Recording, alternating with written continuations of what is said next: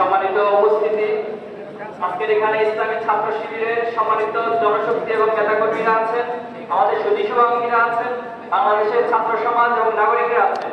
আমরা সকলের প্রতি উদাত্ত আহ্বান জানাতে চাই, আজকের এই বিজয় হয়েছে, এই বিজয় কোনো একক ব্যক্তি বা কোনো গোষ্ঠী বা কোনো দলের নয়, বরং এই বিজয় হয়েছে বাংলাদেশের 18 কোটি মুসলমানদের বিজয়।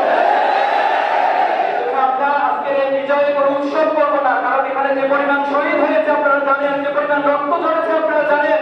আজকের এই রক্তগুলোকে, শহীদদেরকে আমরা স্মরণ করবো, শহীদদের জন্য আল্লাহর কাছে আমরা দোয়া করবো, ফরিয়াদ করবো। আল্লাহ তাআলা এই জালেমকে ধ্বংস করার জন্য যে রক্তগুলো নিয়েছেন, যে জীবনগুলো নিয়েছেন, এই জীবনগুলো থেকে যেন আল্লাহ তাআলা শাহাদাতের সর্বোচ্চ মর্যাদা দান করেন। অনুরোধ করতে চাই, আমরা শুধুমাত্র সুবহানাল্লাহ করবো, আমরা আল্লাহর কাছে আলহামদুলিল্লাহ করবো, আস্তাগফিরুল্লাহ করবো, আল্লাহু আকবার করবো।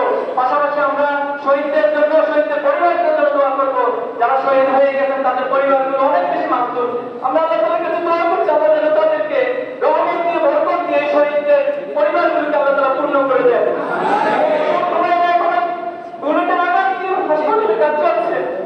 আমরা এই ভাইদের জন্য আল্লাহর কাছে দোয়া করছি, আল্লাহ তাআলা ভাইদেরকে সুস্থ করে দেন, আমাদের কাছে পরিপূর্ণ সুস্থ করে আবার ফিরিয়ে দেন।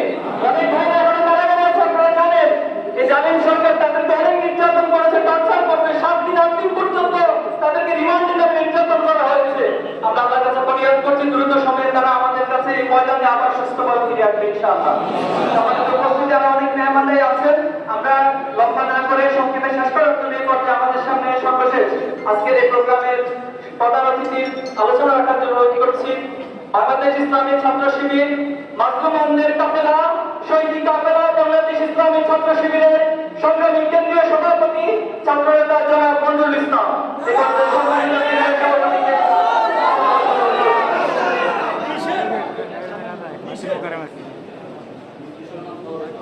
আলহামদুলিল্লাহ রাব্বিল আলামিন, ওয়াসসালাতু ওয়াসসালামু আলা রাসূলিল কারীম ওয়া আলা আলিহি ওয়া সাহবিহি আজমাইন। সম্মানিত উপস্থিতি,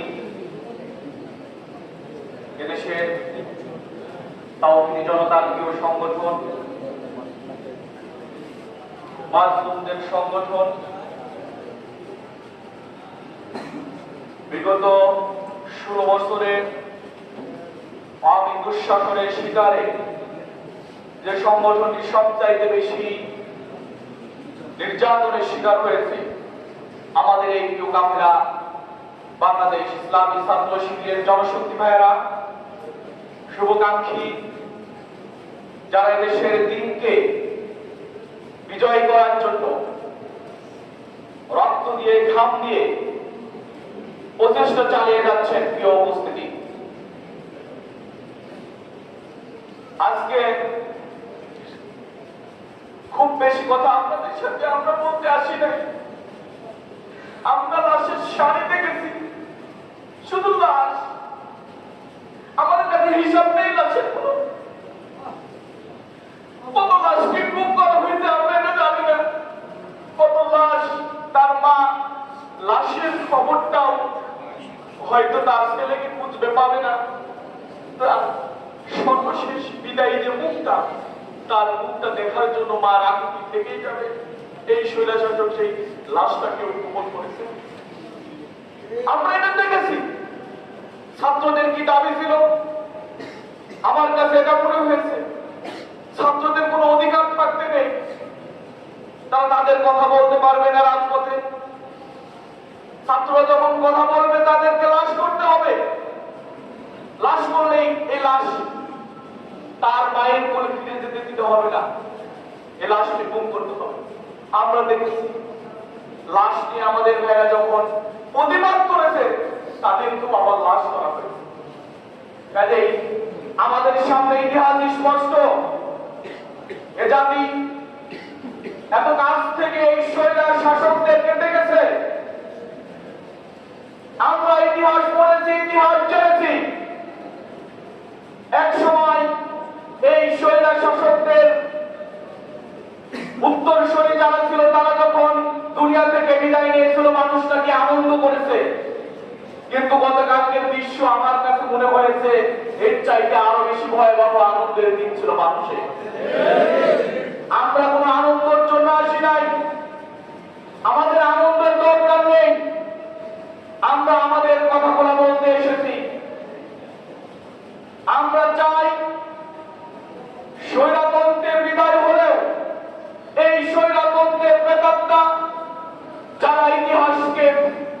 মাটি দিয়ে নতুন আরেকটি ইতিহাস গড়তে চেয়েছিল, তারা এখনো যায়নি। তারা এখনো ষড়যন্ত্রে লিপ্ত। আমাদেরকে সোচ্চার হতে হবে, আমাদের বুদ্ধিভিত্তিক প্রতিবাদী হতে হবে, আমাদেরকে ময়দানে অবস্থান নিয়ে শান্তিপূর্ণ প্রতিবাদ করতে হবে। যতদিন পর্যন্ত না একটি সুন্দর সমৃদ্ধ একটি সৎ নেতৃত্বের মাধ্যমে কোন শাসক না আসে, ততদিন পর্যন্ত আমাদেরকে ময়দান ছেড়ে দেওয়ার কোন সুযোগ নেই। কাজেই প্রিয় ছাত্র বন্ধুদের বলতে চাই, ইসলামী ছাত্র শিবির এদেশে নির্যাতিত নিপীড়িত মানুষের পাশে থাকার প্রত্যয় ব্যক্ত করেছে। আমরা দেখতে পাচ্ছি সংখ্যালঘুদের নাম দিয়ে সংখ্যালঘুদের নির্যাতনের কথা বলা হচ্ছে। আমরা কোন সংখ্যালঘু দেখি না, এদেশে কোন সংখ্যালঘু নেই। এদেশের সবাই আমাদের ভাই, সবাই এদেশের জনগণ। কাজেই যে সকল অন্যান্য ধর্মাবলম্বীরা আছে, ইসলামী ছাত্র শিবিরের জনশক্তি, এদেশের তাওহীদি জনতা কাঁধে কাঁধ মিলিয়ে এই সকল ধর্মীয় যে সকল ধর্মের অনুসারীরা আছে তাদের ধর্মীয় প্রতিষ্ঠানকে সংরক্ষণ করার জন্য প্রয়োজনে জীবন দিয়ে কাঁধে কাঁধ মিলিয়ে সেফগার্ড হিসেবে দাঁড়িয়ে যাবে ইনশাআল্লাহ। এই উপস্থিতি, আমরা আজকে বেশি কথা বলতে চাই না। আমাদের শহীদরা, যারা ছাত্ররা এদেশে আন্দোলনের ডাক দিয়েছিল, আমরা তাদের পাশে থাকতে চাই, তাদের পরিবারের পাশে থাকতে চাই। যারা শহীদ হয়েছে, যারা আহত হয়েছে, যারা কারাগারে, সকলের পাশে থেকে আমরা জাতিকে একটি সুন্দর পথ দেখাতে চাই। আরেকটি বিষয় স্মরণ করে দিয়ে শেষ করতে চাই, একটি জুলুমতন্ত্রের অবসান হলেও আরেকটি যেন জুলুমতন্ত্র আবার না আসে, এ ব্যাপারে আমাদেরকে সতর্ক থাকতে হবে। সেটাই হোক, যে মানুষই হোক না কেন, যে ব্যক্তি হোক না কেন, এ জাতি আর কোন স্বৈরাচার শাসককে দেখতে চায় না। সতর্ক হতে হবে, কাঁধে কাঁধ মিলিয়ে জাতি গঠনের জন্য প্রচেষ্টা অব্যাহত রাখতে হবে। শহীদদের জন্য দোয়া করতে হবে। যাদের সামর্থ্য আছে, সুযোগ আছে, বিভিন্ন শুভাকাঙ্ক্ষী যারা দিনকে ভালোবাসে, তাদের প্রতি অনুরোধ রাখবো, আপনারা শহীদ পরিবারের পাশে দাঁড়ান, মাজলুমদের পাশে দাঁড়ান। আপনাদের সেই উদাত্ত আহ্বান রেখে আসুন।